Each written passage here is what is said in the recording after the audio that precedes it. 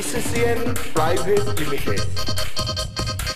আপনারা দেখছেন ইসিসিএন খবর। ইসিসিএন খবর, সবার মাঝে সবার সাথে।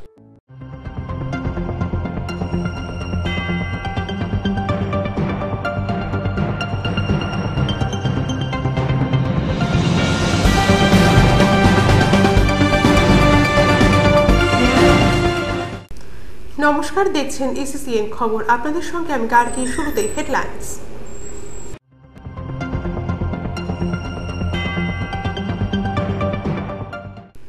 অসংখ্য কর্মীদের উচ্ছ্বাসে মনোনয়ন জমা দিলেন নিশীথ প্রামাণিক।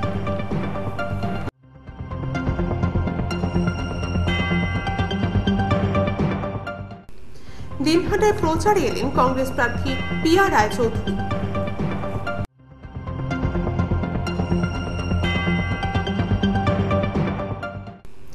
কৃষি দপ্তরে বিক্ষোভ কৃষকদের।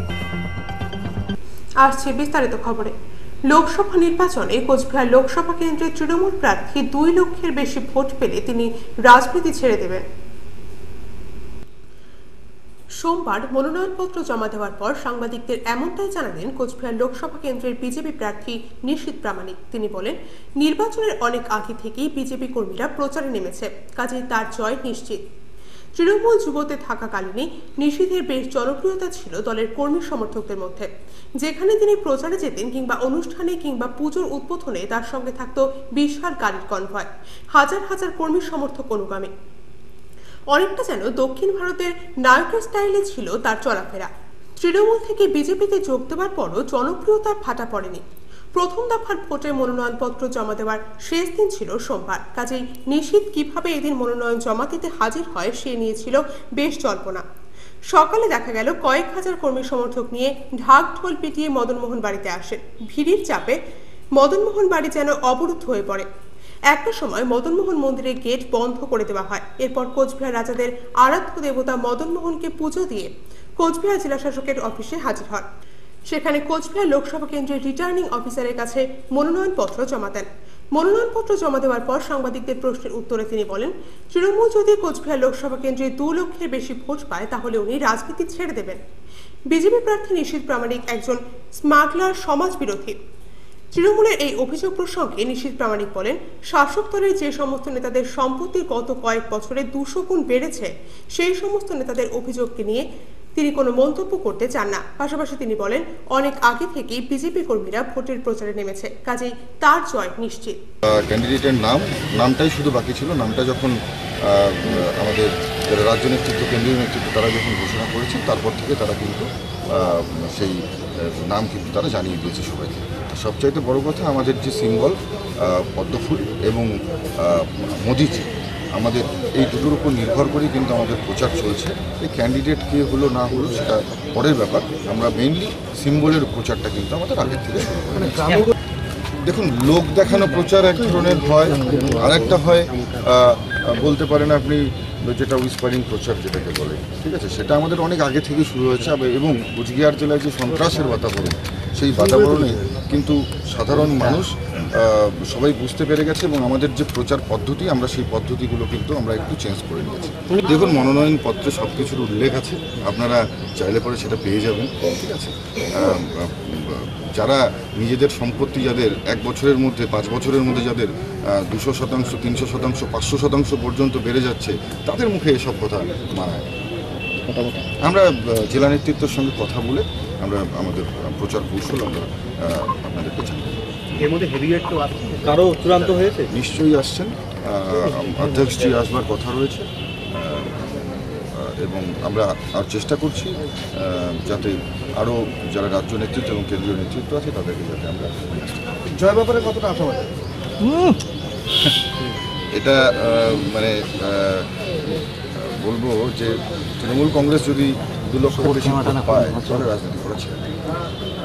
ইসিসিএন খবর, দিনহাটা। বামেদের সাথে জোট না হয়ে কোচবিহার লোকসভা কেন্দ্রে কংগ্রেস প্রার্থীর জয় অনেকটাই সুনিশ্চিত।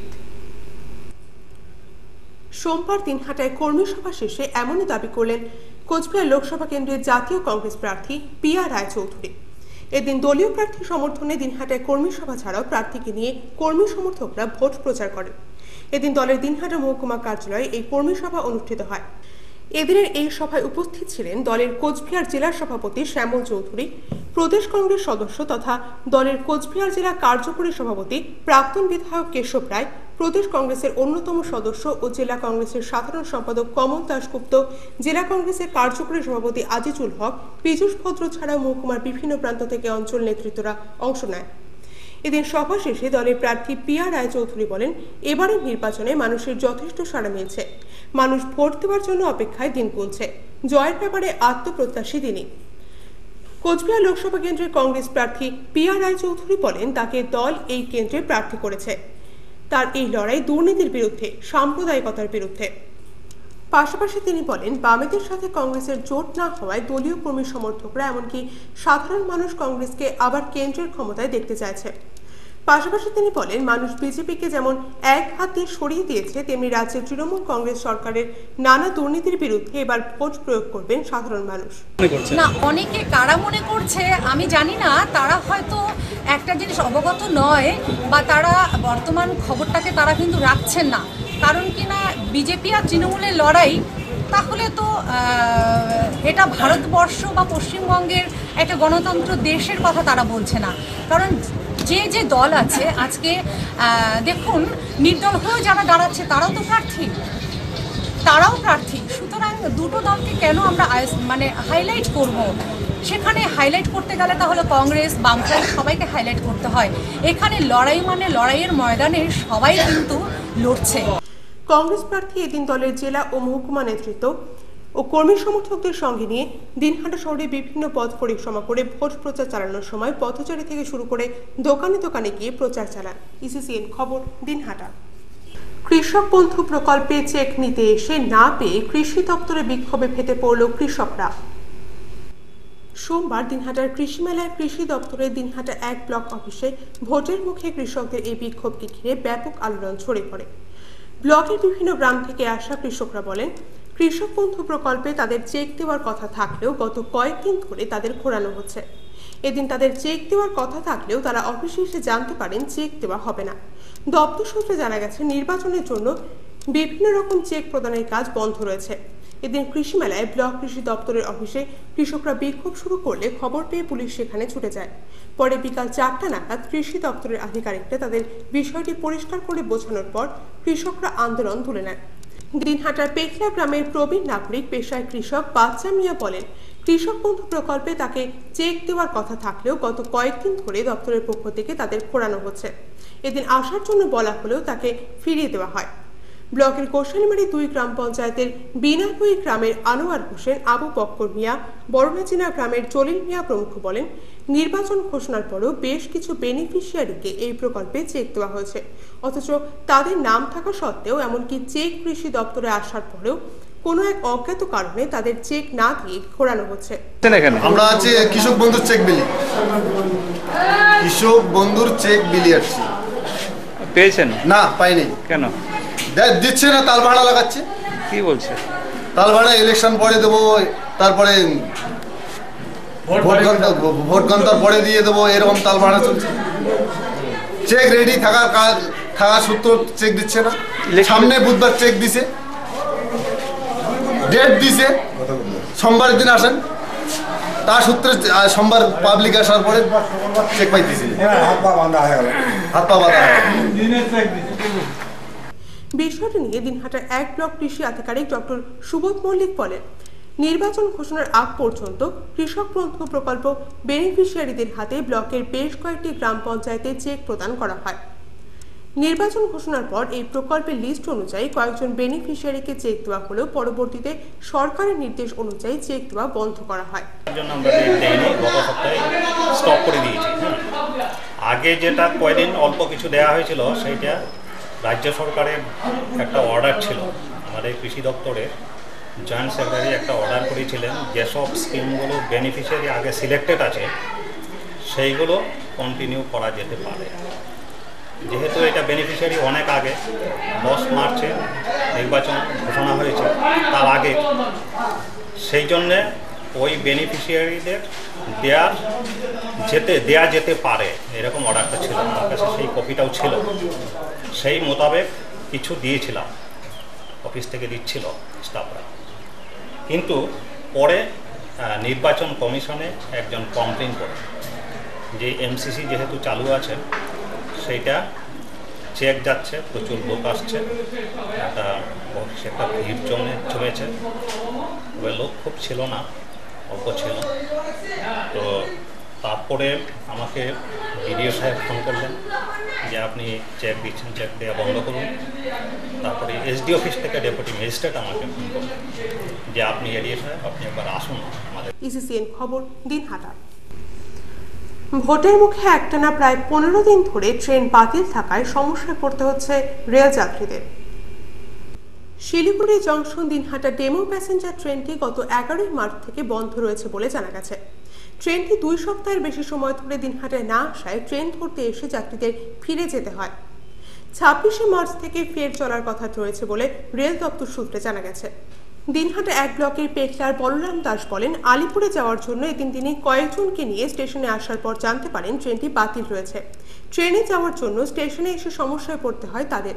গোসানিমারির অপু রায় বলেন, এই ট্রেনে করে নিউ কোচবিহারে গিয়ে উত্তরবঙ্গ এক্সপ্রেস ধরার জন্য তিনি স্টেশনে আসার পর জানতে পারেন ট্রেনটি 15 দিন ধরে বন্ধ রয়েছে। ভোটের মুখে এভাবে ট্রেন বাতিল করে যাত্রীদের হয়রানি করা হচ্ছে বলে তার অভিযোগ। আমরা আলিপুরে যাবো আর কি। কোন ট্রেনে যাবেন? ডিএমএ যাওয়ার কথা ছিল, কি হলো? এখন তো দেখি নাই, এখন তার সমস্যায় পড়ে গেলাম, কেমন করে যাই। আলিপুর যাবো আর কি। কোথায় করে আপনি? পেটলা। ইসিসিএন খবর, দিনহাটা।